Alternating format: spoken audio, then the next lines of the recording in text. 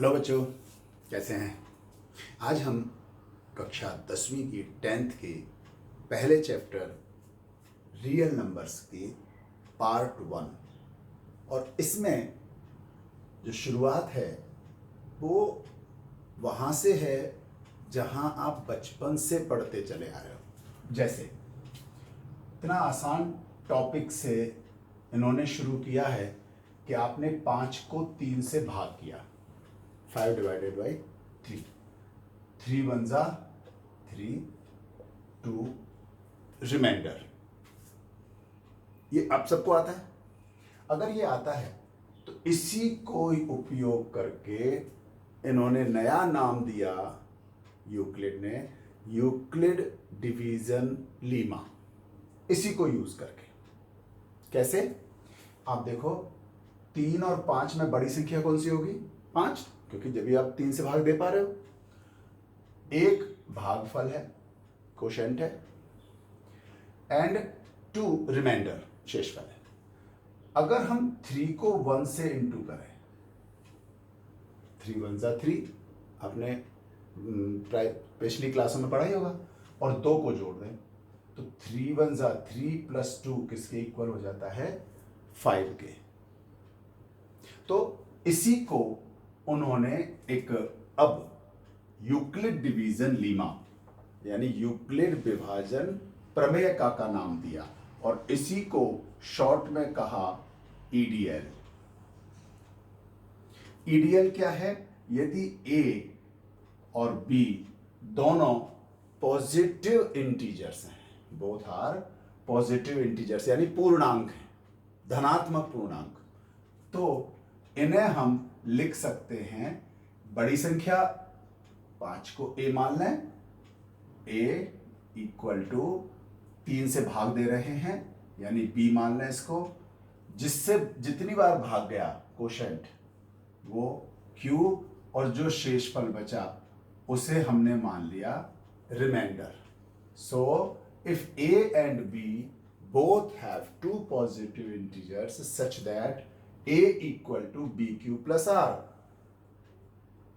तो ये हो गया आपका ईडीएल। इसी को नाम यूक्लिड डिवीजन लीमा या एल्गोरिथम, ये थोड़ा सा समझने की जरूरत है। दूसरा शेषफल, अगर आप ध्यान से देखो तो रिमाइंडर क्या कभी 3 हो सकता है? क्या 3 से ज्यादा हो सकता है? क्या नहीं हो सकता?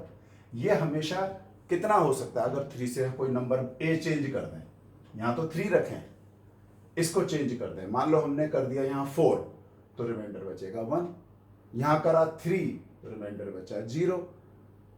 आपका जो रिमाइंडर है वो कभी भी 3 से ज्यादा नहीं हो सकता और माइनस में भी नहीं हो सकता। आप ऐसा नहीं कर सकते कि 3 2 जा 6 डिवाइड करो जो -1 आ जाए।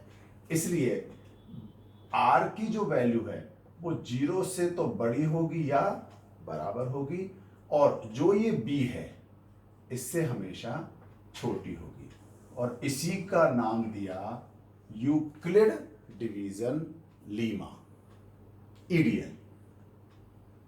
ध्यान आ गया होगा। अब इसका यूज क्या था? यूज भी आपने पहले पढ़ा हुआ है। इसका मेन यूज है फाइंड HCF, फाइंड HCF, महत्तम समापवर्तक, है ना, यूजिंग ईडीएल या बाय ईडीएल। आपको यूक्लिड डिवीजन लीमा से HCF फाइंड आउट करना है। तो उससे पहले एक बार और इसको ध्यान कर लो, क्योंकि ये अगर एक बार दिमाग में आ गया तो फिर ये कुछ भी नहीं है, और ये आने का मतलब है आपको ये ध्यान में आना। इसी को यदि मैं इस रूप में लिखूं तो 5 इक्वल टू 3 इंटू 1 प्लस 2, यही लिखेंगे। एक क्वेश्चन करते हैं पहले, इसको करने से पहले, जिससे और क्लियरिटी बने। मान लो मेरे पास x एंड 3, ये 2 मेरे पास पॉजिटिव इंटीजर हैं, और वो किस प्रकार से हैं कि x equal to 3q plus r। इस तरह से मुझे ये 2x और 3 पॉजिटिव इंटीजर दे रखे हैं। तो यहां r की वैल्यू क्या क्या हो सकती है? All possible values of r। घूम गए? देखो कितना आसान है, x और 3 दो पॉजिटिव इंटीजर है, यहां x देख करके ही कंफ्यूजन होता है। आपको तो इस पर फॉलो करना है, डिवाइड किससे करना है, 3 से। यहां x हो, y हो, z हो, अलाना फलाना ठिकाना कुछ भी हो, हमें तो डिवाइड तो इससे कर रहे हैं, तो डिवाइड कर रहे हैं तो reminder depends on totally b। It means r की जो पॉसिबल वैल्यू होंगी 0, 1 एंड 2। अब क्लियर हुई ये बात? तो इसको यूज करके हम अब ईडीएल मालूम करते। मान लो मुझे क्वेश्चन है, find HCF of 90 and 132।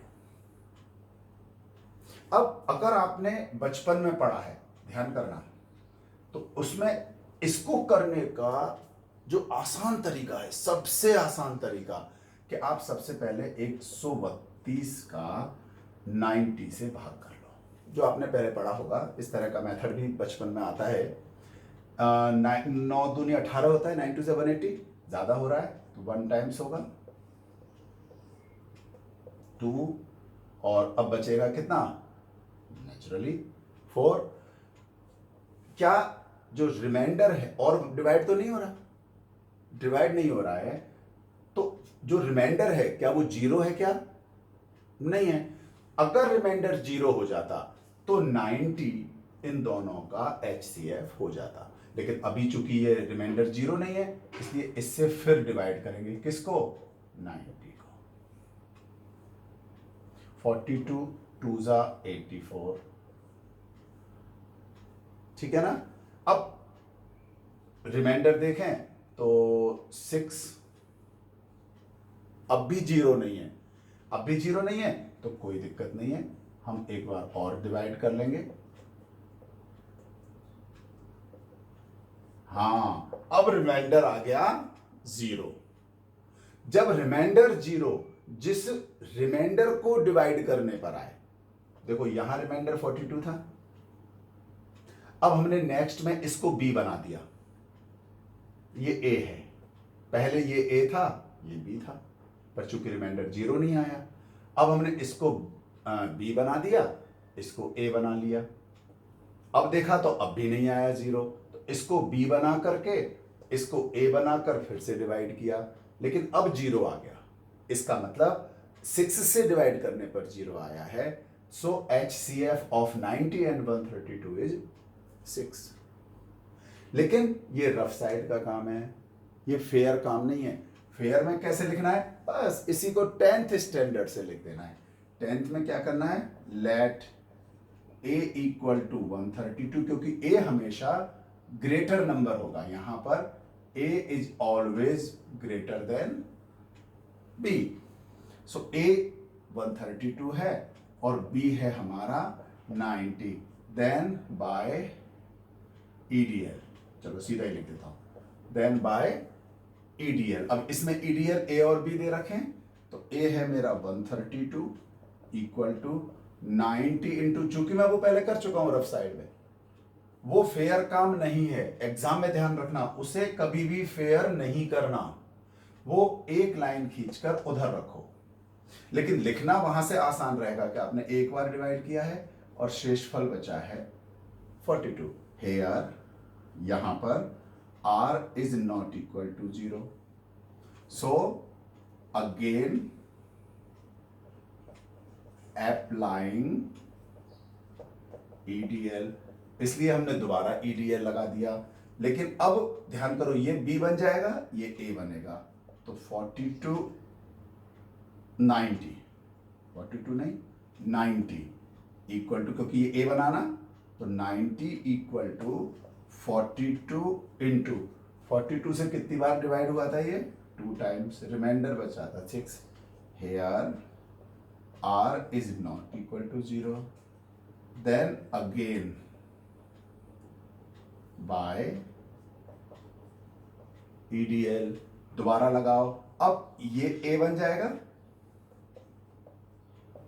6 into 7 plus 0, ये इंपॉर्टेंट है। Now r equal to 0. So HCF of 90 and 132 equal to 6. ये आपका क्वेश्चन हो गया. तो आपने देखा ईडीएल नाम थोड़ा सा बड़ा, यूक्लिड डिवीजन लेमा या यूक्लिड विभाजन प्रमेय का, एल्गोरिथम भी कहते हैं इसको, लेकिन था कितना आसान. और इसको यूज करके किस तरह से एक सिंपल वे में हमने इसको किया. पहले इस तरह से किया, लेकिन ये फेयर काम नहीं है, ये रफ काम है. और इस रफ काम को यूज करके हमने इसको इस तरह से किया. अब एक छोटे से कुछ क्वेश्चंस करते हैं और इसका यूज और कैसे हो सकता है. तो एक बड़ा प्यारा क्वेश्चन आया था बोर्ड में, बहुत ही अच्छा, कि 65 एंड 117 का जो एज, मैं बोर्ड का क्वेश्चन एज इट इज आपको पढ़ के सुनाता हूं, कि if HCF of 65 and 117 expressible by the form 65m minus 117, then value of m is, ये 1 मार्क्स का क्वेश्चन था. यानी 65 और 117 117 के HCF को हम एक्सप्रेस कर सकते हैं 65m माइनस 117 में. मैं इस क्वेश्चन को आपको उसमें डाल दूंगा नीचे कमेंट्स में. तो 65m माइनस 11 से इसके HCF को, किसको, HCF को इससे एक्सप्रेस यदि हम करें तो m की वैल्यू क्या होगी. समझ लो, 65 एंड 117 के HCF को 65m माइनस 117 से एक्सप्रेस करें तो m की वैल्यू क्या होगी. ये बोर्ड में क्वेश्चन आया था और बच्चों के लगभग सबका गलत हुआ, क्योंकि ये कितना आसान है. अरे भैया, इसके HCF को इससे डिनोट कर रहे हैं ना, इससे एक्सप्रेस कर रहे हैं ना, तो कितना आसान है. पहले 117 का HCF ही निकाल लो. किससे, 65 से. 65 1 टाइम्स, ये बचेगा आपका 2 और 1 है ना, तो कितना बचा, 52. ठीक है. अब इस 52 को फिर से डिवाइड कर ले.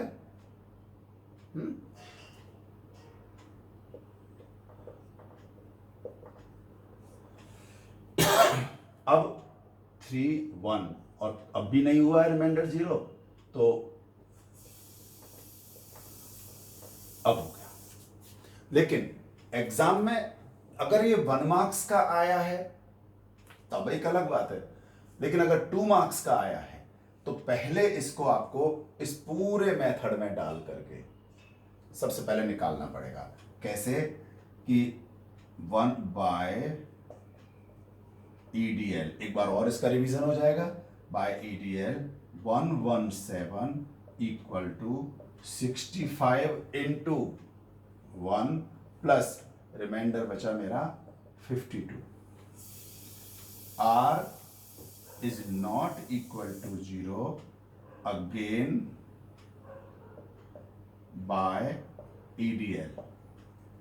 अब ये A हो गया, तो 65 इक्वल टू 52 इंटू फिर 1 plus 13. R is not equal to 0. तो अब फिर अगेन, हाँ, इसमें बिल्कुल भी लापरवाही मत करना, फुल मार्क्स के लिए. Again by EDL 52 equal to 13 into 4 plus 0. So HCF equal to, ये B वाली टर्म, HCF हमेशा B वाली टर्म होगी 13. अब अगर ये है तो थोड़ा सा और देखो, HCF मेरा 13 आ गया, तो 65m माइनस 117 इक्वल टू 13. इसको मैंने 13 के बराबर कर दिया. आपको आता ही है छोटी सी इक्वेशन, ये उधर चला जाएगा 65m 65m 117 उधर गया 13 में ऐड हो जाएगा तो कितना हो जाएगा ये 130।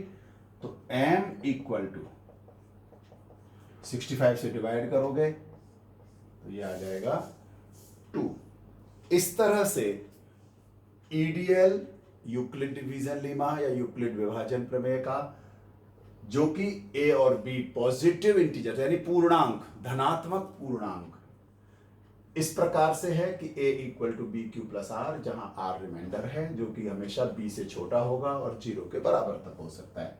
उसके हिसाब से जो इसका पहला यूज है वो है इसका फाइंड HCF। ये आपने देखा, डिवाइड करना आपको बचपन से सीखा हुआ है, छोटा सा डिवाइड है। इसको जो रिमाइंडर आए 0 नहीं है तो फिर से डिवाइड करते हुए आप आराम से इस क्वेश्चन को कर सकते हो। तो कैसा लगा?